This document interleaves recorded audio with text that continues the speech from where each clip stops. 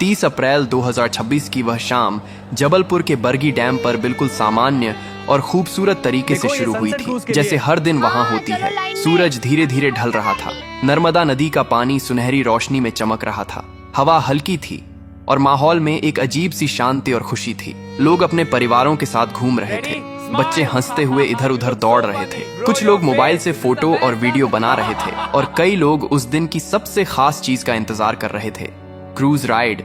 वह बड़ी motor boat जो लोगों को नदी के बीच लेकर जाती है ताकि वे प्रकृति के बीच कुछ पल शांति से बिता सकें। लगभग शाम के 5 बजे के आसपास लोग धीरे धीरे उस नाव में चढ़ने लगे। कोई अपने दोस्तों के साथ था, कोई परिवार के साथ, कोई अपने छोटे बच्चों को गोद में लेकर चढ़ रहा था। एक माँ अपने लगभग 3 साल के बच्चे को सीने से लगाए हुए थी। बच्चा खुश था और पानी की तरफ देखकर ताली बजा रहा था। कुछ कॉलेज के लड़के मजाक कर रहे थे।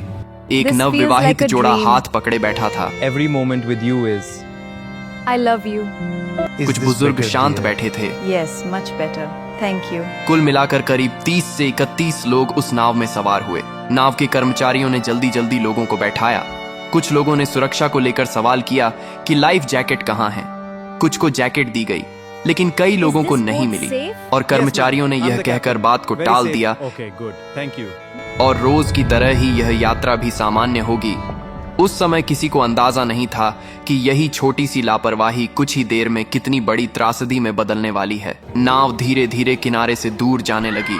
इंजन की आवाज हल्की थी। पानी पर हल्की लहरें बन रही थीं। लोग खुश थे। कोई सेल्फी ले रहा था, कोई वीडियो बना रहा था। बच्चे पानी को देखकर खुश हो रहे थे। कुछ लोग गाने गा रहे थे। माहौल बिल्कुल एक पिकनिक जैसा था। लेकिन जैसे जैसे नाव आगे बढ़ी, आसमान का रंग धीरे धीरे बदलने लगा। दूर कहीं काले बादल दिखाई देने लगे। हवा थोड़ी तेज हो गई। शुरू में किसी ने ज्यादा ध्यान नहीं दिया, क्योंकि अक्सर ऐसा मौसम आता है और चला जाता है। लेकिन कुछ ही मिनटों में हवा की रफ्तार बढ़ने लगी। पानी में हलचल तेज हो गई। नाव हल्की हल्की डोलने लगी। कुछ लोगों ने चिंता जताई और कर्मचारियों से कहा कि शायद वापस लौटना चाहिए, लेकिन जवाब मिला कि यह सामान्य है और डरने की कोई बात नहीं है। यह वही पल था जहां अगर फैसला बदल जाता तो शायद कहानी भी बदल जाती। लेकिन नाव आगे बढ़ती रही। अब हवा और तेज हो चुकी थी। लहरें ऊंची उठने लगी थी। नाव अब पहले से ज्यादा हिल रही थी। लोगों के चेहरों पर मुस्कान की जगह डर आने लगा था। बच्चों ने रोना शुरू कर दिया था। महिलाएं भगवान का नाम लेने लगी थीं। कुछ लोग खड़े होकर संतुलन बनाने की कोशिश कर रहे थे। तभी अचानक एक तेज झोंका आया और नाव एक तरफ जोर से झुकी। लोग चीख उठे। कुछ लोग गिर पड़े। पानी नाव के अंदर आने लगा। माहौल अब पूरी तरह डर में बदल चुका था। लोग चिल्ला रहे थे, वापस चलो, यहाँ से वापस चलो। सब डरे हुए लेकिन अब बहुत देर हो चुकी थी। अचानक एक और बड़ी लहर आई और नाव का संतुलन पूरी तरह बिगड़ गया। कुछ ही सेकंड में वह पल आया जिसे कोई कभी भूल नहीं पाएगा। नाव पलट गई और सब कुछ पानी में चला गया।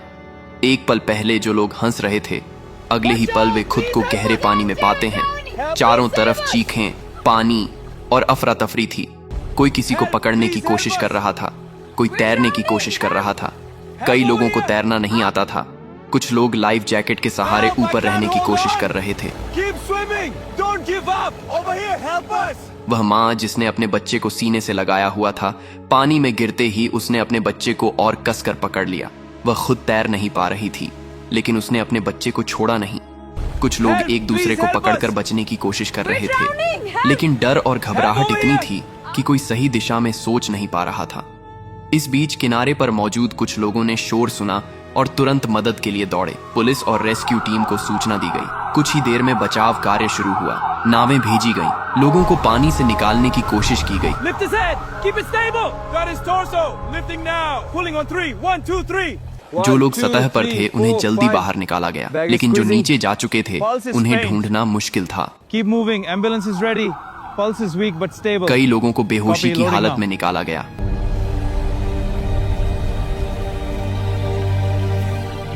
लेकिन कुछ लोगों को बचाया नहीं जा सका।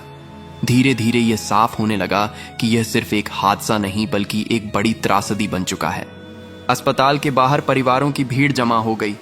हर कोई अपने अपने लोगों के बारे में पूछ रहा था। किसी का बेटा अंदर था।